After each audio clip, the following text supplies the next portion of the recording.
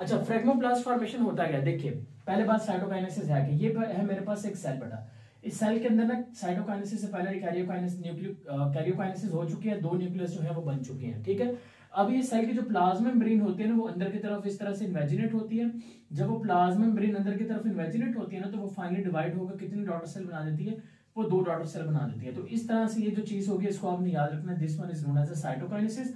हम इसको साइटोकाइनेसिस का कहते हैं, जिसमें एक सेल जो है वो 2 डॉटर सेल में डिवाइड हो गया साइटोप्लाज्म, तो इसको आप क्या नाम देंगे, इसको आप नाम दे देंगे साइटोकाइनेसिस का नाम दे देंगे। तो 1 से 2 में बन गया, ये साइटोकाइनेसिस होता है। क्लियर होगी बात, तो ये चीज आपने याद रखनी है साइटोकाइनेसिस के बारे में। अच्छा, अगर किसी को होम ट्यूटर की भी जरूरत है तो होम ट्यूटर की लिस्ट भी है हमारे पास, तो वो आपने बता देना है, तो हम आपको वो teacher definitely well and good provide करेंगे होम ट्यूशन के लिए, ठीक है। अच्छा, तो साइटोकाइनेसिस पता चल गया, division of cytoplasm, cytoplasm 2 cell में डिवाइड हो गए, एक सेल से 2 सेल बन गए, जब उसको साइटोकाइनेसिस कहेंगे।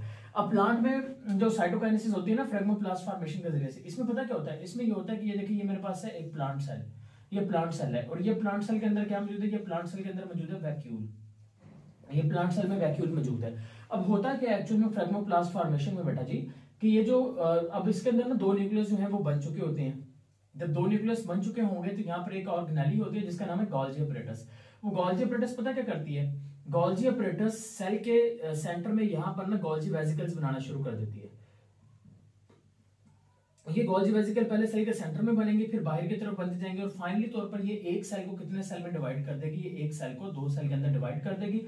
तो हम कहेंगे ये जो डिवीजन हुई है ना इसको आप नाम देंगे फ्रेगमोप्लास्ट फॉर्मेशन का, और ये किसमें हुई है, ये प्लांट के अंदर हो गई है, ठीक हो गई बात। एनिमल की बात करें तो एनिमल के केस में ये सिंपल सा जो मैंने आपको बताया ना कि प्लाज्मा मेम्ब्रेन अंदर को ऐसे इन्वेजिनेट होगी, फिर वो 2 में डिवाइड हो जाएगी, तो ये एनिमल के अंदर है जिसको मैंने क्लीवेज फ्लो का नाम दिया, ये प्लांट के अंदर है जिसको मैंने फ्रेगमोप्लास्ट फॉर्मेशन का नाम दिया। तो एमसीक्यूज याद रखने हैं कि फ्रेगमोप्लास्ट फॉर्मेशन में कौन सी ऑर्गेनेली इन्वॉल्व होती है, तो आपने कहना है गोल्जी अपरेटस इन्वॉल्व होती है। फ्रेगमोप्लास्ट फॉर्मेशन की बात करें तो ये इनसाइड टू आउटसाइड है कि आउटसाइड टू इनसाइड है, तो आपने कहना ये देखें सर पहले इनसाइड बना फिर बाहर की तरफ बना, तो ये इनसाइड टू आउटसाइड है।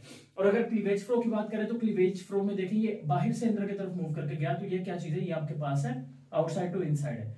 अच्छा यार बाकी लोग जैसा कि यार अगर किसी को प्रॉब्लम होगी ना फी को लेके, तो यार वो स्कॉलरशिप टेस्ट दे, हमारा पास करे और उसमें आ जाए, ठीक है बच्चे जो